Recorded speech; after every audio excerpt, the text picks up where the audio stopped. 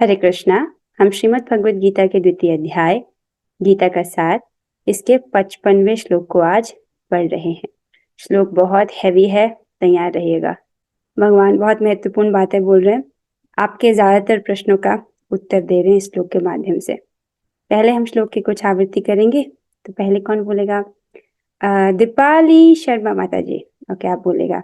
श्री भगवान उवाच भगवान उवाच प्रजाति यदा कामान् प्रजाहति यदा कामान् सर्वान् पार्थमनोगतान् सर्वान् पार्थमनोगतान् आत्मन्येवात्मना तुष्टः आत्मनेवात्मानतुष्टः स्थितप्रज्ञस्तदोच्यते। स्थितप्रज्ञस्तदुच्यते। हाँ, अच्छी कोशिश की। Good good. थोड़ा सा गाना था, वैसे अच्छा किया। ओके, कौन करेगा? सुचित्रा माता जी। श्री भगवान उवाच श्रीभगवानुवाच प्रजाति यदा कामान् प्रजहाति यदा कामान् सर्वान् पार्थमनोगतान् सर्वान् पार्थमनोगतान् आत्मन्येवात्मना तुष्टः आत्मन्येवात्मना तुष्टः स्थितप्रज्ञस्तदोच्यते। स्थितप्रज्ञश्च तदोच्यते। बहुत सुंदर माता जी, बहुत अच्छा किया आपने। Okay Vaishnavi, this is your chance. Shri भगवान उवाच भगवान् उवाच प्रजहाति यदा कामान् प्रजाति यदा कामान् सर्वान् पार्थमनोगतान् सर्वान् पार्थमनोगतान् आत्मन्येवात्मना तुष्टः आत्मन्यात्मना तुष्टः स्थितप्रज्ञस्तदोच्यते। चित्तज्ञो शतोचते। बहुत अच्छे।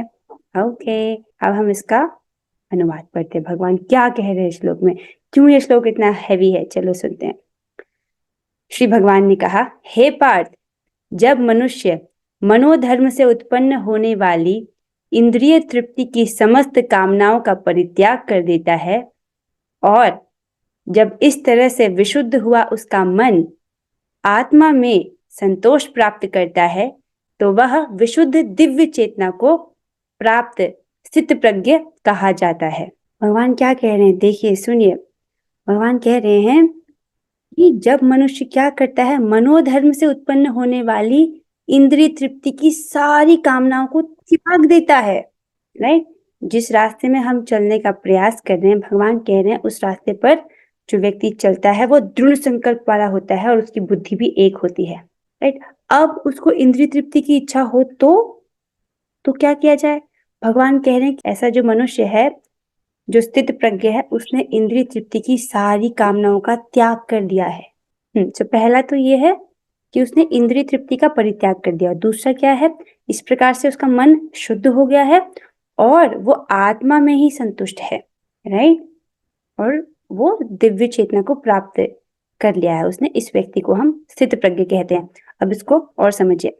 इससे पहले कि हम इस श्लोक को और डीपर समझें, पहले कुछ बेसिक चीजें। राइट? इससे पहले हम फिलोसफी को और हायर लेवल पर डिस्कस करें, बेसिक चीजें तो सुन लीजिए। तो भगवान ने कहा कि मनोधर्म से उत्पन्न होने वाली इंद्रिय तृप्ति की समस्त कामनाओं का परित्याग कर देता है। ओके, अच्छा, मनोधर्म अर्थात पहला, क्या ये मेरे आत्म साक्षात्कार के लिए जरूरी है? मेरी आत्मा की आवश्यकता है ये। आत्मा की आवश्यकता क्या है? भगवान श्री कृष्ण का प्रेम। ओके, या आपको देखना पड़ेगा क्या ये चीज मेरे शरीर के निर्वहन के लिए आवश्यक है? इस चीज के बिना क्या मेरा शरीर नहीं रहेगा? अगर ये दोनों चीजों में भी नहीं नहीं है, राइट, तो फिर वो मनोधर्म वाली इच्छा है। देखो, जैसे कि चाय पीना। सॉरी, अब बहुत शायद आप में से कुछ भक्त या एक दो भक्त, बाकी तो नहीं पीते इसको, पर एक दो भक्त शायद, क्या पता, मन चाय में अभी तक अटका हो। देखो, इट्स प्रसाद। मैं सिर्फ प्रसाद ही खाऊंगी, ये कमिटमेंट एक दिन का भी हो सकता है, लेकिन इसमें समय लगता है। या 6 महीने का भी हो सकता है, 1 साल, 2 साल, 3 साल में भी आप वहां तक पहुंच सकते हो। It's transition phase of your life. अब धीरे धीरे उसको कुछ कुछ चीजें छोड़ पा रहे हो आप, 5%, 10%, कुछ कुछ एक्स्ट्रा कर पा रहे हो। Right? It's a transition phase. Okay, पर कम से कम मन में पता तो होना चाहिए कि मुझे ये छोड़ना है, संकल्प तो करना है। ओके। तो ये सब चीजें जो हैं, जैसे लीजिए फास्ट फूड, अब क्या ये शरीर की आवश्यकता है? शरीर के निर्वहन के लिए जरूरी है? नहीं है। अच्छा, तो क्या आत्मा की आवश्यकता है? बिल्कुल नहीं है। तो फिर क्या है? मनोधर्म से उत्पन्न होने वाली इंद्रिय तृप्ति की इच्छा है। भगवान क्या कह रहे हैं? तो कोई प्रश्न पूछे क्या हमें फास्ट फूड खाना चाहिए, भगवान ने साफ बोल दिया भाई उसका त्याग कर देता है वो व्यक्ति। ओके, एक ही श्लोक में बोल्ड। अच्छा, कॉफी पी सकते हैं? नहीं, मनोधर्म से उत्पन्न होने वाली इंद्रिय तृप्ति का त्याग कर देता है। अच्छा ठीक है, टीवी देख सकते हैं या वेब सीरीज या मूवीज जा सकते हैं कृष्णा? अब देखो, क्या ये मेरे शरीर के निर्वहन के लिए जरूरी है? नहीं। अच्छा, आत्म साक्षात्कार के लिए जरूरी है? उसके लिए तो श्रवण कीर्तन करना होता है ना भक्तों के संग में, राइट? तो वो नहीं है। फिर तो ये मनोधर्म से उत्पन्न होने वाली इच्छा है। और भगवान ने क्या बोला है? मनुष्य मनोधर्म से उत्पन्न होने वाली इंद्रिय तृप्ति की समस्त कामनाओं को परित्याग कर देता है। मतलब भगवान कह रहे छोड़ दो। एक ही श्लोक में भगवान ने सब कट कर दिया, भाई नहीं कर सकते, नहीं कर सकते। अच्छा, वीडियो गेम्स, हमारे बीच में कोई भक्त है जो वीडियो गेम्स खेलते हैं? अरे कोई भी नहीं है। अरे वाह, अरे वाह, चलो ठीक है, कोई ये तो है ही नहीं किसी का। ओके। और ये फलास वाला तो आई गेस किसी का भी नहीं है। अल्कोहल ये तो भक्त करते ही नहीं है, तो वैसे दूर रहते हैं। ओके, तो ये तो बेसिक है, तो भक्तों से नहीं करते, क्या पता किसी का एक में कहीं मन अटका हो। तो देखो, भगवान का आदेश है कि उसको वो त्याग देता है, इंस्ट्रक्शन है कि उसको त्याग देना चाहिए। ओके, अब आगे चलते हैं। लेकिन आजकल की समस्या तो कुछ और ही है। देख रहे हो यहाँ पर, ये तो भगवान जो बोल रहे हैं 5000 वर्ष पहले बोल रहे हैं अर्जुन को। अब तब तो मोबाइल फोन नहीं था ना, अब तो मोबाइल फोन है। अभी ये जो चित्र है ये बहुत अच्छे से डिस्क्राइब कर रहा है, राइट, कि कैसे ये मोबाइल फोन का गुलाम बना है और एकदम ज़ॉम्बी की तरह उसकी रूटीन चल रहा है, जैसा फोन फोन के हिसाब से चल रहा है। ऐसा भी नहीं होना चाहिए। देखो, भक्तों के पास फोन भी है, इंटरनेट भी होता है, लेकिन वो उसका उपयोग करना जानते हैं। जैसे एक भक्त बता रहे थे ना कि गृहस्थी में हम क्या करते हैं, हम टीवी ये सब इधर समय नहीं वेस्ट करते हैं, हम वो समय कथा श्रवण को देते हैं, राइट। और फोन भी होता है भक्तों के पास, वो जानते हैं कि उसका सदुपयोग कैसे करना है।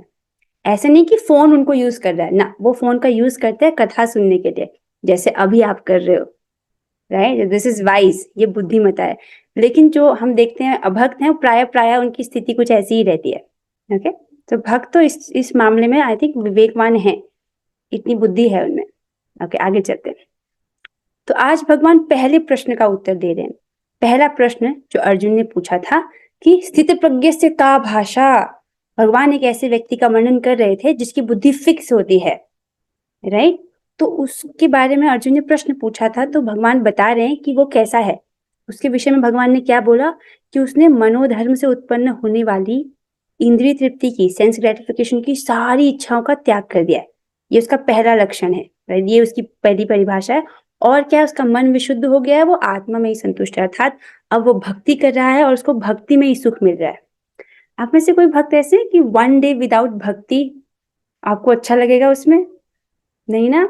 एक दिन भी अगर भक्ति ना हो तो लगता है कि क्या हो गया, मतलब तो ये स्वतः टेस्ट है जो आपको मिल गया है, ये आपकी प्रगति को भी दिखा रहा है। जैसे एक दिन भी अगर हम गीता क्लास नहीं करते तो लगता है ना कि कुछ तो बहुत बड़ा मिसिंग है, कभी जब एक दिन भी नहीं हो पाती तो लगता है कि आज का दिन खाली खाली चले गया, राइट। तो ये क्या है, आपका स्वतः टेस्ट डेवलप हो रहा है दिव्य चीजों के प्रति, और ये ऐसा संस्कार कभी डिस्ट्रॉय नहीं हो सकता है। ये बहुत अच्छा है। बाकी सब जो इम्प्रेशंस है, मटेरियल इच्छाओं के, वो तो हट जाएंगे, राइट। ये वाला संस्कार कभी नहीं हटेगा। Okay, next one. अच्छा, अब तात्पर्य पढ़ते हैं। बहुत अच्छा तात्पर्य और बहुत हेवी तात्पर्य है, बी रेडी। अनुवाद और तात्पर्य कृष्ण कृपा मूर्ति श्री श्रीमद एसी भक्ति वेदांत स्वामी श्री प्रभुपाद द्वारा। प्रभुपाद जी हमें बता रहे हैं कि श्रीमद् भगवद गीता में पुष्टि हुई है कि जो मनुष्य पूर्णतया कृष्ण भावना भावित या भगवत भक्त होता है, उसमें महर्षियों के समस्त गुण पाए जाते हैं, समस्त सद्गुण पाए जाते हैं। ये हमने पहले की श्लोकों में पढ़ा है इसको। यस्यास्ति भक्ति भगवत किंचना सर्वैर गुणास्तत्र समासते सुरा, राइट। जिसकी अकिंचन भक्ति है, राइट, उसमें क्या है, देवताओं के और भगवान के सारे सद्गुण अपने आप आ जाते हैं, राइट, जिसकी भगवान में अकिंचन भक्ति है। किंतु जो व्यक्ति अध्यात्म में स्थित नहीं होता उसमें एक भी योग्यता नहीं होती, क्योंकि वह अपने मनोधर्म पर ही आश्रित रहता है। लेकिन जो इस प्रकार भक्ति नहीं कर रहा है, राइट, अब भौतिक दृष्टि से वो लगेगा कि उसके पास तो स्किल्स है, लेकिन यहाँ पर श्लोक में बताया जाता है कि उसमें एक भी योग्यता नहीं है।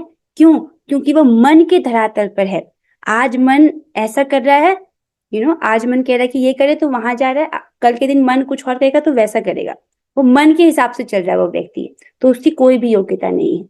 अब इसको समझिए, अगर वाकई में आपको ये बात समझ आ रही है ना, तो जो पेरेंट्स हैं, ये बहुत इंपॉर्टेंट इंफॉर्मेशन है कि माता पिता की जिम्मेदारी केवल बच्चों के शरीर को पालने तक सीमित नहीं है। राइट, मैं देखती हूँ ये कि कुछ दादी माँ, उनसे पूछो तो उनके कितने बच्चे हैं, 7-8 बच्चे हैं, लेकिन अब उनके बच्चों ने उनको छोड़ दिया है। उन्होंने क्या किया, अपने बच्चों को पाला, बहुत मेहनत से पाला, लेकिन आज बुढ़ापे में छोड़ दिया उन्होंने अपनी मम्मी को या अपने पापा को। राइट, क्यों? क्योंकि उन्होंने अपनी वास्तविक जिम्मेदारी के प्रति ध्यान नहीं दिया। जीवात्मा वास्तव में भगवान का नित्य दास है, ये समझकर बच्चों को भगवान की भक्ति में सेवा में लगाना माता पिता का वास्तविक कर्तव्य है। क्यों? अगर आप उनको भक्ति में लगाओगे तो उनमें अपने आप वो सारे सद्गुण आ जाएंगे ना, वो अपने आप वो दयालु हो जाएंगे, क्योंकि जो भक्ति करता है उसका हृदय अपने आप कोमल हो जाएगा। राइट, तो बच्चों को पूर्ण पुरुषोत्तम भगवान श्री कृष्ण की भक्ति में सेवा में लगाने से बच्चों में महर्षियों जैसे दिव्य गुण, देवताओं और भगवान जैसे दिव्य गुण अपने आप आ जाते हैं। तो ये जो लोग अपने बच्चों को भक्ति में लगा रहे हैं, आप लोग बेस्ट मम्मी पापा हो। जो अपने बच्चों को भक्ति में सपोर्ट कर रहे हैं ना, आपको बेस्ट मदर एंड फादर का अवार्ड दिया जाता है, क्योंकि देखो शास्त्र यही कहता है और आप अपने कर्तव्य को कर रहे हो। राइट, मैं देखती हूँ कि कुछ लोग मम्मी पापा ऐसे सोचते हैं कि बड़े स्कूल में एडमिशन करा दो जहां बहुत हाई फाई फीस है। अरे वो इनफ नहीं है, ये भगवत गीता का ज्ञान ये देना जरूरी है। Right, okay, now coming here, तो पहला पार्ट तो ये है कि जो भगवत भक्त होता है उसमें ये सारे गुण अपने आप आ जाते हैं। तो आप लोग भक्ति कर रहे हो तो आपको ये सद्गुण प्राप्त करने के लिए कुछ और करने की जरूरत नहीं है, बस भक्ति करते रहिए। राइट, क्योंकि अच्छा अगले फलतः यहाँ यह ठीक ही कहा गया है कि व्यक्ति को मनोधर्म द्वारा कल्पित सारी विषय वासनाओं को त्यागना होता है, कृत्रिम साधन से इनको रोक पाना संभव नहीं। सेकंड पार्ट में आते हैं कि सेकंड पार्ट क्या है ये, किंतु जो व्यक्ति आध्यात्म स्थित नहीं होता उसमें एक भी योग्यता नहीं होती। ऐसे क्यों बोल रहे हैं, जरा समझिए इसको। देखो, जब बच्चों को पाल रहे हैं तब उनको भक्ति में नहीं लगाया तो बुढ़ापे में क्या करेंगे। ऐसे कलयुग का वैसे ही प्रभाव है, व्यक्ति अपनी इंद्रिय तृप्ति चाहता है, तो वो तभी तक आपके लिए अच्छा है जब तक आप उसकी इंद्रिय तृप्ति में सहायता कर रहे हो। जिस दिन आपने नहीं किया उस दिन आपको ठुकरा देंगे। ये जगत का कठोर स्वरूप है। तो भौतिकतावादी व्यक्ति अच्छे लगेंगे वहां तक जहां तक आप उनको सुख दे रहे हो। राइट, और जिस दिन आप नहीं दे पाए तो उस दिन वो 2 सेकंड नहीं लगाते आप पर आपको गलत बोलने में। क्योंकि उसका जो कहाँ पर स्थित है वो मनोधर्म पर आश्रित, अपने मन के हिसाब से चल रहा है वो व्यक्ति। ओके, या यहाँ पर एक उदाहरण लीजिए देवकी और वसुदेव जी के विवाह का। तो यहाँ पर जो कंस है, पहले वो इतना प्रसन्न था कि मेरी बहन की शादी है, अरे रथ तो मैं ही चलाऊंगा प्रेम से, क्योंकि मैं तो अपनी बहन से बहुत प्रेम करता हूँ, मैं ही आपको छोड़ के आऊंगा। राइट, तो पहले उसका मन ऐसा था। अब उसने सुना कि आकाशवाणी होती है कि कंस, नहीं, तुम्हारी बहन देवकी के 8वें गर्भ द्वारा तुमको मृत्यु आएगी, तुमको मृत्यु प्राप्त होगी। अब ये सुनकर, अभी मृत्यु आई नहीं है, बस मृत्यु का सुना है कि ऐसा होगा, तो वो तुरंत अपनी तलवार निकालता है और अपनी बहन को उसकी शादी के दिन ही मारने का प्रयास करता है। ये भी नहीं सोचता कि लोग क्या कहेंगे। राइट, सीधे देवकी माता जी के बाल पकड़ के उनको मारने पर आतुर हो जाता है। इसको बोलते हैं मन के धरातल पर चलना। अभी मन था पहले तो मेरी प्यारी बहन, अब जैसी ही आकाशवाणी हुई अब मेरी दुश्मन बहन। राइट, लाइक ऐसे ये क्या है, मन के धरातल पर चल रहा है। तो जो व्यक्ति आध्यात्म में स्थित नहीं होता उसमें एक भी योग्यता नहीं होती, क्योंकि वो अपने मनोधर्म पर ही आश्रित रहता है, मन के हिसाब से चलता है।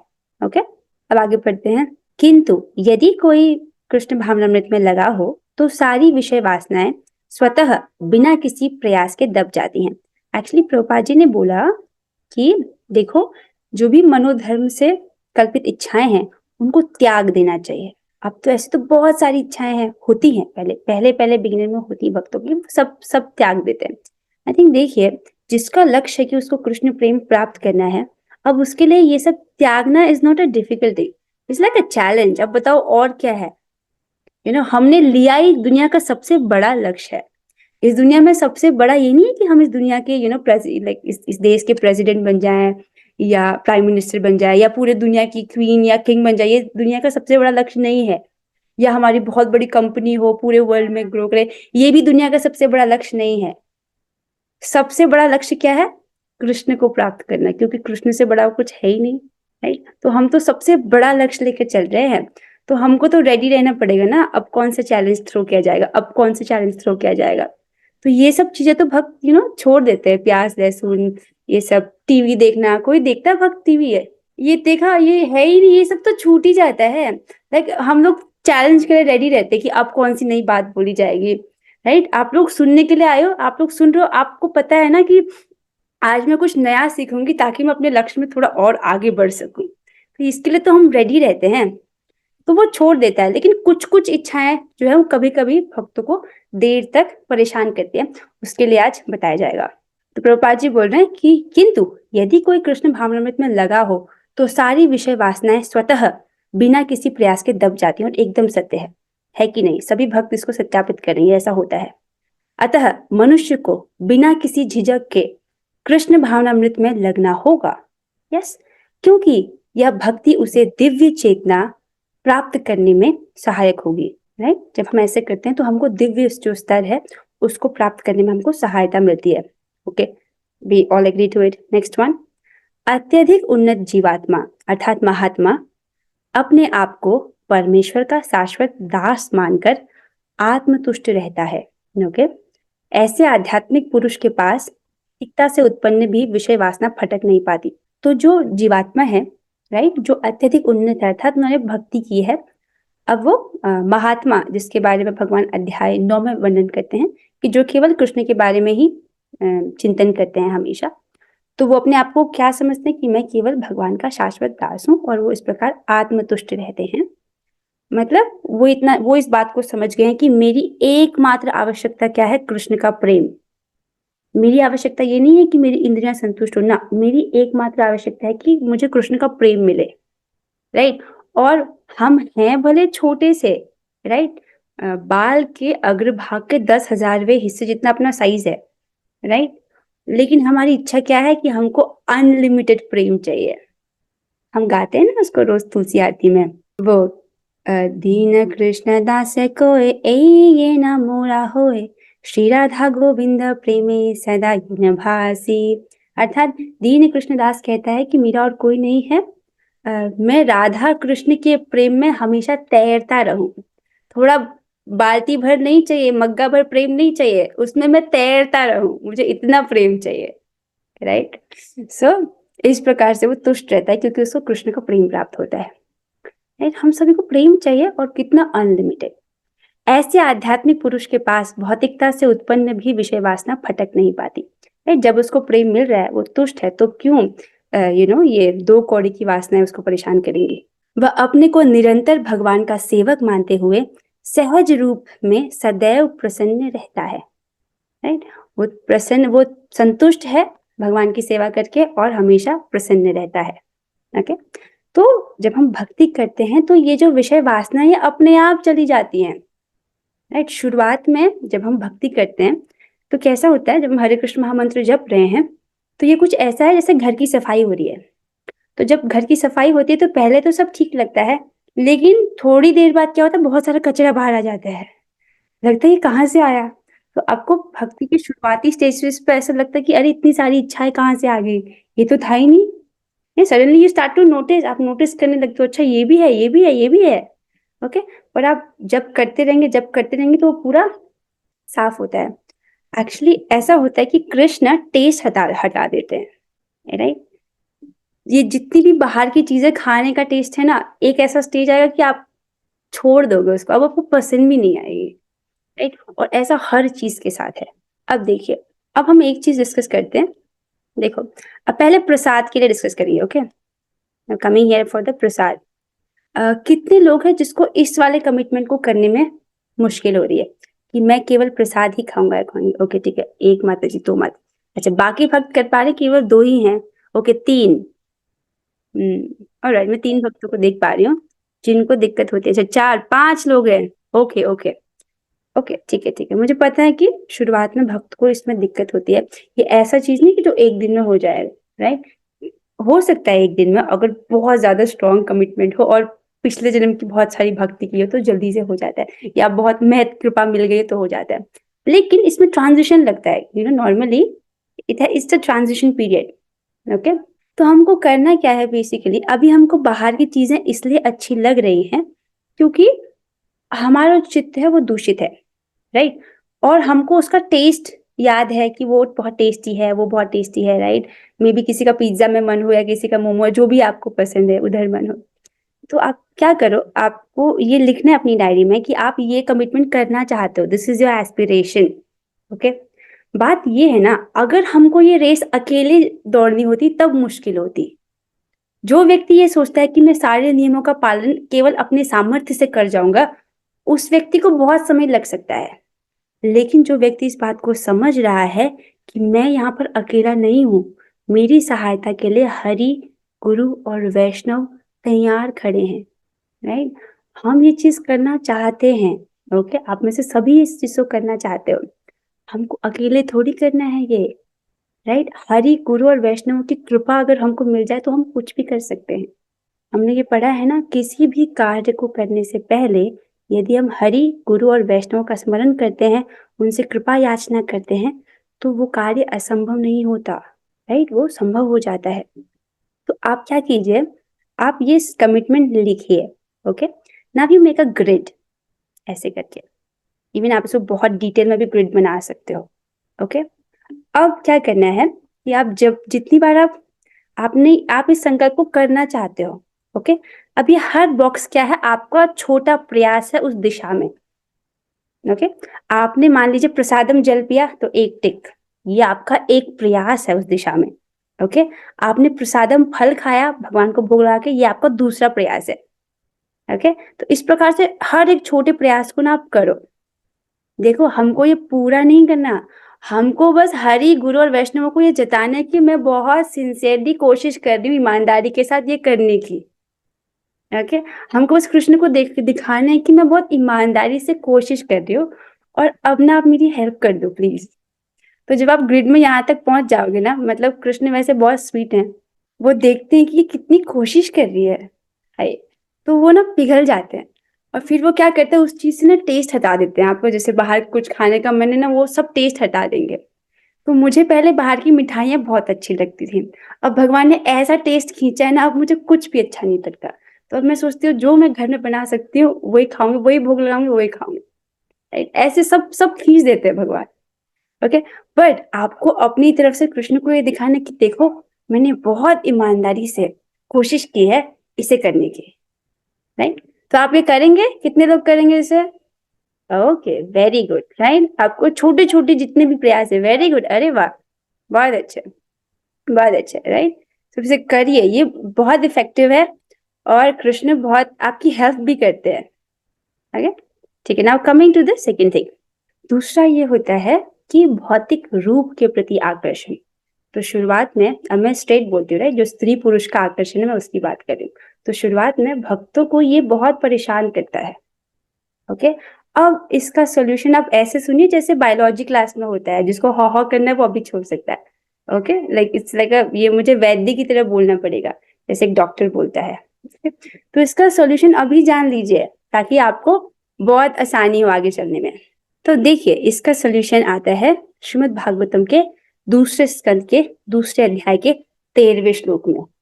बहुत अमेजिंग है, एक बार मैं इसको पढ़ लेती हूँ। इसमें क्या है? एक है कुवंगानि धियानुभावयेत् पादादि यावद् हसितं गदाभृतः जितं जितं स्थानम पोह्य धारयेत् परम परम शुद्धयति धीर यथा यथा। यहाँ पर अब रहस्य बोला जाता है कि कैसे व्यक्ति की जो बुद्धि है वो शुद्ध हो। अगर मन भौतिक रूप के प्रति आकृष्ट हो रहा है इसका मतलब क्या है? अभी चित्त दूषित है, बुद्धि दूषित है, इसीलिए वो भौतिक चीजों से आकृष्ट हो रहा है, राइट? अगर चित्त शुद्ध हो तो कैसे चेक करेंगे? वो नॉर्मली नेचुरली कृष्ण की तरफ दौड़ेगा, राइट? जितना जितना मात्रा में आपका मन कृष्ण की ओर भाग रहा है उतना वो शुद्ध हो चुका है, राइट? अगर फिर भी भौतिक चीजों के प्रति जा रहा है, इसका मतलब अभी दूषण है। उसको कैसे दूर करते हैं? उसका सॉल्यूशन क्या है? उसको सुनिए। ध्यान की प्रक्रिया भगवान के चरण कमलों से प्रारंभ करते हुए उसे उनके हंसते मुखमंडल तक ले जाए। यहाँ से पढ़ते हैं। ध्यान की प्रक्रिया भगवान के चरण कमलों से प्रारंभ करते हुए उनके हंसते मुखमंडल तक ले जाए। तो यहाँ पर आपको ध्यान करना बताया जा रहा है कि कैसे ध्यान करते हैं। कैसे करते हैं? कि भगवान के चरण कमलों से शुरू करते हुए हम एक एक अंग करके उनके मुखमंडल तक ध्यान करते हैं। इस तरह पहले ध्यान को चरण कमलों पर एकाग्र करें। तो पहले भगवान के चरण कमलों पर आपको ध्यान लगाना है, फिर पिंडलियों पर, राइट, काफ्स, तब जांघों पर और क्रमशः ऊपर की ओर उठाते जाएं। मन जितना ही एक एक करके भगवान के विभिन्न अंगों पर स्थिर होगा, बुद्धि उतनी ही अधिक शुद्ध होगी, राइट? ये तरीका है बुद्धि को शुद्ध करने का, और ये काम करता है, राइट? इसको करना है कम से कम 1 महीने तो आप इसे कीजिए। अब कब करना है इसको?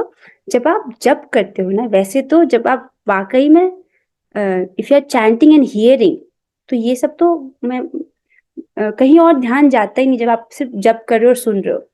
लेकिन अगर आप उस स्टेज पे नहीं पहुंच पा रहे हो कि आप जप कर रहे हो और सुन रहे हो और कोई और एकदम प्रॉपर फोकस है, वहां पर नहीं पहुंचो, आपका मन इधर उधर सोचता रहता है, 1000 बातें आती रहती है, आप फिर भी जप कर रहे हो, कि आप भगवान का फोटो ले लो, राइट? जब आप कर रहे हो तो एक माला आप उनके इस पैर पे ध्यान लगाते हुए करो, दूसरी माला आप दूसरे पैर पर ध्यान लगाते हुए करो, तीसरी माला उनके यहाँ पर करो, चौथी माला से जांघ पर। इस प्रकार करते करते आप भगवान के एक एक अंग पर ध्यान लगाइए। It works, it really works. Okay, कम से कम 1 महीना कीजिए, या राइट? और अगर 1 साल तक आप इस तरह से करेंगे, आप देख सकते हो कि आपका चित्त पूरा परिवर्तित हो गया है, राइट? आप फिर राधा रमन को देखे बिना आप रह ही नहीं पाओगे, क्योंकि वो इतने सुंदर है। आगे चलते हैं। एक और क्लास चीज है, हाँ, ये नारद जी का ओपिनियन है। नारद जी क्या कहते हैं? नारद जी कहते हैं कि यह मेरा निजी अनुभव है कि जो लोग विषय वस्तुओं से संपर्क की इच्छा रखने के कारण सदैव चिंताग्रस्त रहते हैं, मतलब जिनका मन जो है विषय वस्तुओं के पीछे जा रहा है, उधर चिंता कर रहे हैं, उधर उसकी विषय वस्तु प्राप्त करने की इच्छा रख रहे हैं, तो उन्हें क्या करना चाहिए? उन्हें क्या करना चाहिए? वे भगवान की दिव्य लीलाओं के निरंतर कीर्तन रूपी सर्वाधिक उपयुक्त नौका पर चढ़कर अज्ञान रूपी सागर को पार कर सकते हैं। अर्थात उनको भगवान की दिव्य लीलाओं का निरंतर कीर्तन करना चाहिए। ओके, तो भगवान का नाम, रूप, गुण, लीला, इनमें कोई अंतर नहीं है। तो भगवान का नाम जप रहे हो तो वो स्वयं भगवान ही है, तो इससे क्या होता है? हम अज्ञान रूपी सागर को आराम से पार कर सकते हैं। तो ज्यादा से ज्यादा बेसिकली श्रवण कीर्तन करना है, that is the solution. Okay, with this हम आज की क्लास को यहीं पर विराम दे रहे हैं, क्योंकि बहुत समय हो गया, हम प्रश्न उत्तर नहीं करेंगे। आई होप आप इस प्रैक्टिकल चीज को करें, इट इज वेरी हेल्पफुल। अच्छा, सो विद दिस आज क्या सीखा उसको लिखना मत भूलिएगा। So with this we are ending the class here. हम 3 बार हरे कृष्ण महामंत्र बोलेंगे, let's do it together. Hare Krishna Krishna Krishna Hare Hare, Hare Ram Ram Ram Hare Hare, Hare Krishna Krishna Krishna Hare Hare, Hare Ram Ram Ram Hare Hare, Hare Krishna Krishna Krishna Hare Hare, Hare Ram Ram Ram Hare Hare. Shrimad Bhagavad Gita की जय, श्री प्रभुपाद की जय, और प्रविष्ट श्री गुरु गौरांगा। हरे कृष्णा।